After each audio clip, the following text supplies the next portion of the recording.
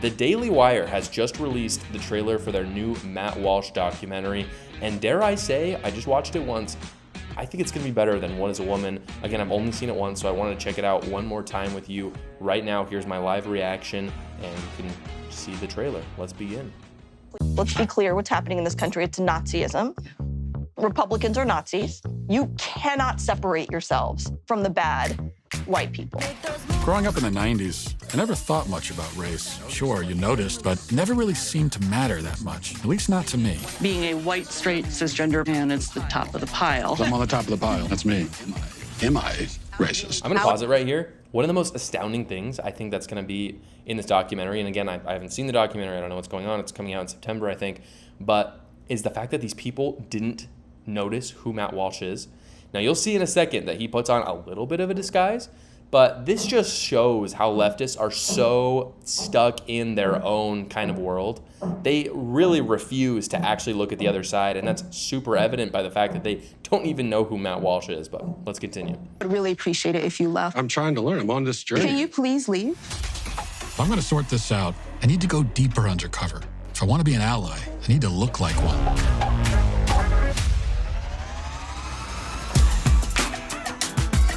What is racism? Martin Luther King said not to judge people by Martin Luther King said a lot of stuff. Is America inherently racist? What the hell is that? The word inherent is challenging there.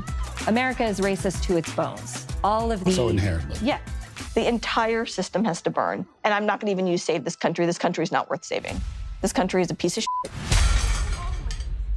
Oh, sorry. Sorry. They gon' say I'm racist. Joining us now is Matt, certified DEI expert. Here's my certification. Where are you guys in your anti-racist journeys? So I'll look around the room and point. You can tell, too, this whole documentary is just going to be an exercise in trolling leftists, and I am totally here for it. I think it's going to be absolutely incredible. But you can kind of see in these clips right here that there's going to be a lot of that, and I think it's going to be super awesome. To who we believe is the most racist person in the room. We want to rename the George Washington Monument to the George Floyd Monument. Would you mind signing it? You will? What do you think about this issue of heteronormativity and how it intersects with the broader structures of racism in society? They gon' say I'm racist. What's up with white people?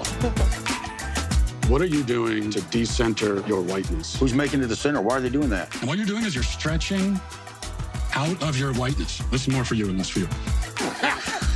White. Folks. White. Trash. White supremacy. White woman. White boy. White. Entitlement. White. Centering. White. Silence. Is there a black person around here? So What there's a happened? black person right here. Does he not exist?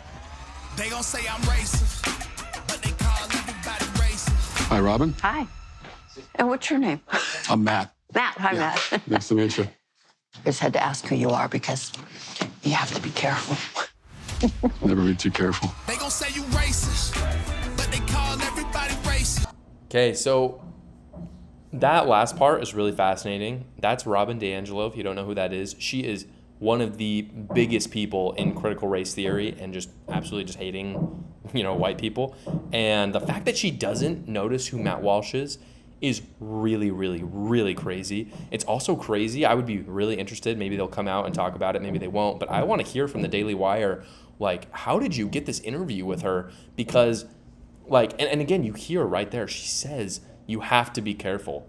And because she knows how hateful this agenda is that she holds. But anyway, it's really interesting. I'm really interested to hear how the Daily Wire was able to get that interview, how she doesn't notice who Matt Walsh is. I think this is going to be really transformative. And the reason why I'm sharing it in this video is because at the same time as the left are fighting really hard, there are organizations, again, some are tied with the Republican Party, some are not, like the Daily Wire. They're not, immediately tied to the Republican Party.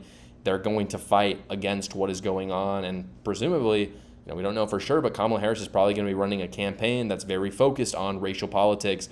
It's very timely of the Daily Wire to post something like this. You can tell that there's been a lot of people, again, I've been one of them, a lot of people have looked into kind of, is Kamala going to take over for Joe Biden? I was kind of on the side of it, probably wasn't going to happen, but you can't ever rule something out. And so it's very timely. There's a lot of people on the right that are going to probably be fighting against this notion that race matters that much. because Kamala Harris presumptively is going to be trying to get the black vote out a ton. And as I've talked about, as a lot of people have talked about, I actually think that's going to backfire majorly on Kamala Harris. I think there's a lot of minorities out there that are going to not show up for her at all because they're not going to be excited in the slightest.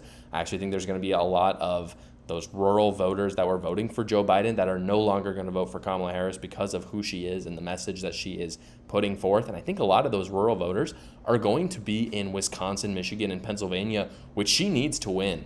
And so anyway, I think this combined with other right-wing media and, just a push from the right wing is going to make it really hard for Kamala Harris to win. And I think that should happen because no conservatives or Republicans at this point should get complacent and think that the race is over. As I said, I think there's going to be a huge tightening in the polls. And I think as we get closer, it'll start to widen just a little bit. But I think it's going to be a close election either way you slice it. Thank you so much for watching, everybody. Please go down below, comment, like, and subscribe, and watch another video.